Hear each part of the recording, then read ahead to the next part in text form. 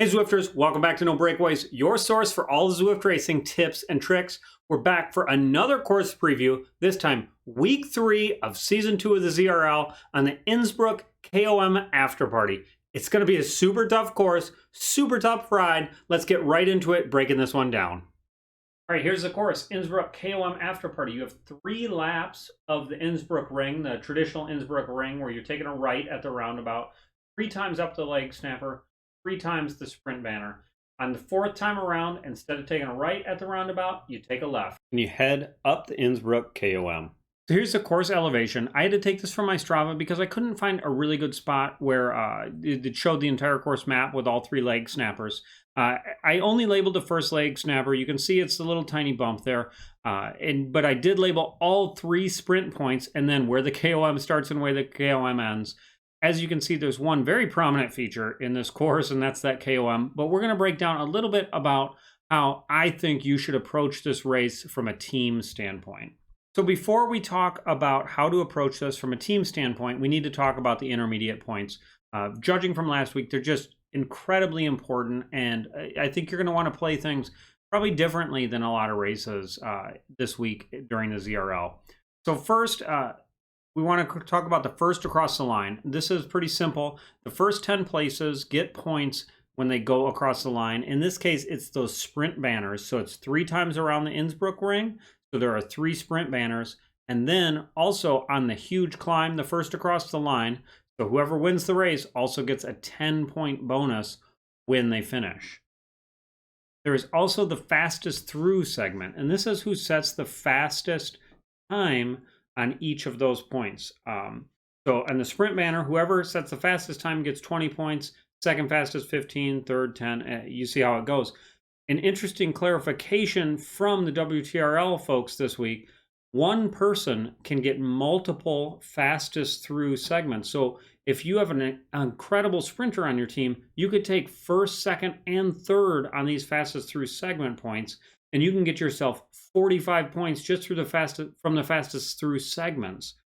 So that adds a lot of dynamic with these intermediate points.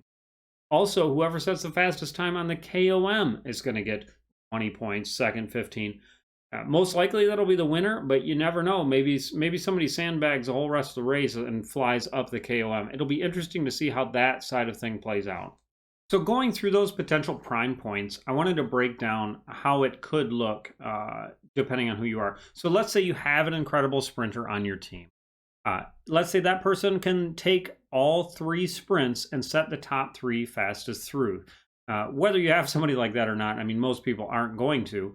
But if you look in just the sprints, and the fastest through, like I said, you can get 45 points. And if you were first across the line as well, you can get 30 points. So that's 75 points potentially one person could get before you even start the KOM. So it does add a lot of tactics into this race. And what we're going to do on my team, we're going to set out some specific people to try to get those sprint points, to try to get the fastest through in the first across the line. And those people, myself included probably, are really going to have to struggle on that KOM to get up as hard as they can.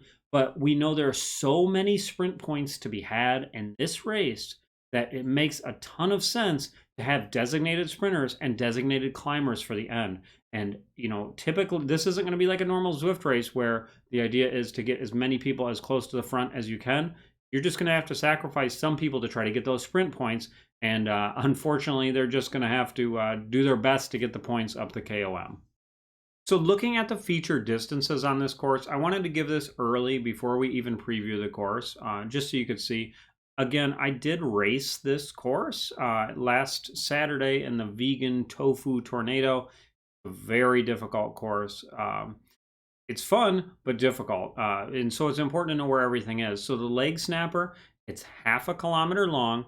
You know, that's going to be anywhere between a 45 to a probably 90 or 100-second climb for most of us. And the start of the leg snapper comes at 5.1 kilometers, 14, and 22.9 kilometers. And we'll see those in the video. The sprint then is 0.3 kilometers long. So to get the fastest through segment, you need to start your sprint before the sprint lines begins. Again, I've had practice with this doing like the Kinetic Cruisers ride on Friday where we do the sprint, and they talk about how to set that fastest through time. It's sprinting through the bunch. It's not getting out on front and leading it the whole time. So trying to get the fastest through time and first across the line is a real trick, but something you're going to want to try this week with all the sprint points available. So those sprints, the sprint starts at 6.9, 15.8, and 24.7 kilometers.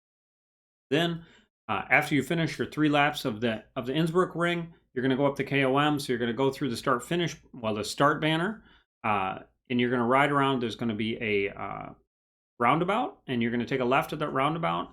There's going to be a little incline, then it flattens back out, and then you're going to start the KOM at 30.2 kilometers.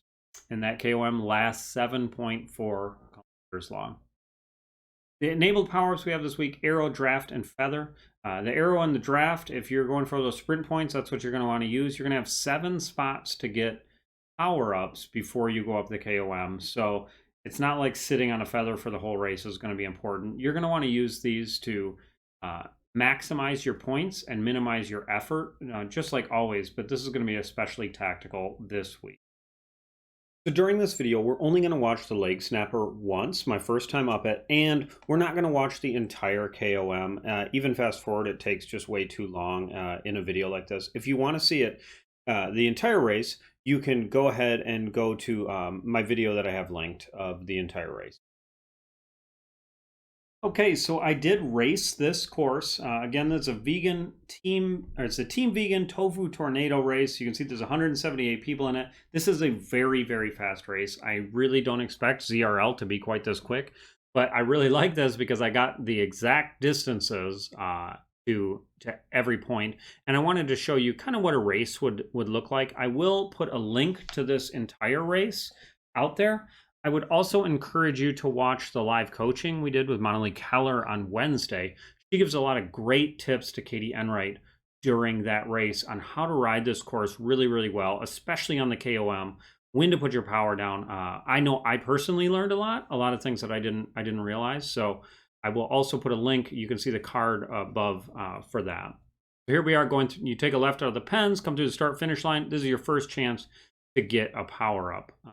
Really, the course is pretty boring from here until you get to the leg snapper, then it really gets exciting. So let's skip to there. So I always know the leg snapper is coming when you get to these cobbles. You take a quick right, and then there's a little bend in the road. The start of the leg snapper for the course features I took from those white lines right up there.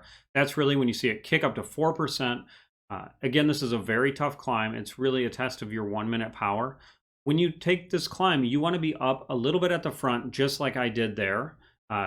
That's really good position I had, so you can drift back a little bit. I mean, you see people sprinting here. I'm not totally sure why. This is lap 1 of the race, but if you're a Cat B rider, you see you're going to have to put out between 6 and 7 watts per kg to stick with that front group.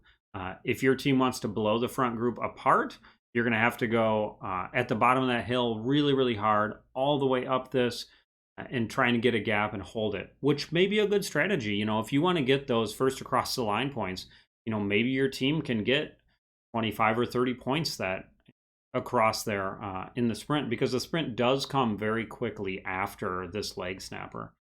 So right after you get to the top, you can catch a super tuck. Again, I have a super tuck video that I'll pop a card up there for that you can see right now. That's a good one to watch. There's some really good tips in there. In fact, we show the Innsbruck ring and when to super tuck. You can see I didn't do a very good job there. I should have been super tucking earlier. And as a reminder, you do go faster when you super tuck in a race than if you pedal. So you see me catching that group in front there while I was super tucking. I was able to save a lot of watts and get my heart rate down. We'll skip up to the sprint point now, and we'll take a look at that one time, and then we'll just skip to the next leg snappers. So we're coming up to the sprint point now. You see that little turn in the road is kind of where the sprint point starts. This sprint is going to take you anywhere between 15 and 20 seconds, depending on what group you're in. The A's will take about 15, and our group is about 17 and a half. If you want to set the fastest through time, you need to be going all out by the time you hit that point, sprinting through the pack. You want to start your sprint on the very back of the pack, be going all out, and hopefully you don't hit first place until right when you cross that sprint line. You can see it is a pretty straight shot. There were some people sprinting in this race. I was not. I don't know if there were preems available here. I don't believe so. But so that's the sprint. It's pretty straightforward. It's a good thing to know where the sprint is and make sure that if you're trying to get the fastest through points, that you're really flying when you hit the line. You want to be at top speed when you hit that line for your 17-second sprint. And you can maybe set a new max 15-second sprint power. All right, we're coming up on the roundabout. Previously, we'd taken rights and gone over that little bridge. When you get to the time to do the KOM, see us veering left. Everybody's going really slow because everybody's afraid of the KOM. We're trying to save our legs a little bit. There is a slight gradient after you go around this roundabout. It gets to about 3 or 4%. Don't worry about it. The KOM isn't starting. Some people are going to start to push here. Just sit in the pack, draft, and wait till the actual KOM starts. All right, so we got the Innsbruck ring done. Time to go up the forward KOM. Here's a look at it. It is a pretty daunting climb. There are some really good spots to rest, though. And like I've mentioned, Monali in her coaching video that we did on Wednesday had some great tips about when to apply pressure on the pedals and when to ease off. I would highly suggest watching those points as Katie does the climb. It was a really insightful. I know I learned a lot from her coaching this week, and so I would really suggest checking that out. The expected times up the KOM I took from that vegan tofu tornado race. I ended up kind of derating some of those times because most likely that race was even faster than most of the ZRL races is going to be. So I put a kind of wide range here. For the Cat A men, probably 16 to 17 minutes at 6.0 watts per kilogram up that climb. For reference, Jordan Shane, who's a professional cyclist, did it about 1640. I don't know if that was an all-out effort for him, but it kind of gives you a good reference on what people are going to do. I mean, he's in the Premier League, so you'll be able to watch the Premier League Monday to kind of get a gauge on this. The Cat A women, I'm expecting between 18:30 and 20 minutes. I didn't really have any data on this for Cat A women, and I know there's kind of a wide range here for the women, but I'm expecting about 4.8 watts per kilo up that climb. Obviously, that's very, very fast. I wouldn't be surprised if some women got down towards 18 minutes. I saw one woman at 17:45, but she looked like she was probably a Premier League rider. Anywhere to 20 minutes on kind of the slow end of things. I guess I'll say faster than I do, but you know, the slow end of the winning times for Cat B. I'm expecting between 20 minutes and 20:45. I was able to put a lot tighter range on this because of that tofu tornado race. 4.2 watts per kilogram. Cat C 24:30 to 25:30 at 3.3, and Cat D 31 to 33 minutes at 2.6 watts per kilogram. All right, we're coming up on the start of the KOM at 30.2 kilometers. You're going to see there's a little post on the right-hand side. You don't need to go right away. Sit in the draft, conserve. You're going to see up here that there is the gradient's going to start to go up, and then there's a right-hander, a sharp right-hander, and that's where the climb really, really starts. I tried to do a bike change on this and use an aero bike for the start, and then do a bike change and do a light bike for the end. So I used the Tron and then switched to the Tarmac Pro with the NV 3.4s. It was a pretty big mistake. If you could do the bike change in like 2 seconds, maybe it would be okay, but I couldn't. You know, you hit A to go to the pairing screen so your person stops. And then I believe it's T you hit for the menu. You can go to the menu, pull up your bike. You should be able to change really quick as long as you preset your bike to the one you want before the race starts. I messed it up here. You can watch the whole video. I will. I'm not going to sit and play the entire climb, but you can watch the video if you want, the whole video, which is linked, and see kind of what this climb looks like. There are a lot of flat points. Again, Monali Keller went through it really, really well, how to ride this. When it gets steeper, pedal harder, and you really want to catch a draft on the flatter parts. So very good climb. We'll go to the end of this climb now and check out what the finish looks like. Here we are coming into the finish. We have about 200 meters left. You can see we're only at 4% gradient. It's starting to flatten out. I have a weird internet dropout here at the end. But this is the finish up here in the woods. It's a pretty easy finish. It's gonna, if you're around people, it will be like a sprint finish. You see, it's 1 or 2% gradient, but a tough climb and a really good week, a fun course. I think everyone will really enjoy it this week. So good luck out there. All right, so the total expected times for this race. Again, I did look at that Tofu Tornado, but I had to look at a different race as well, the Canadian Cycling Series on Wednesday, who did the same course. That seemed a little more realistic compared to the Tofu Tornado race.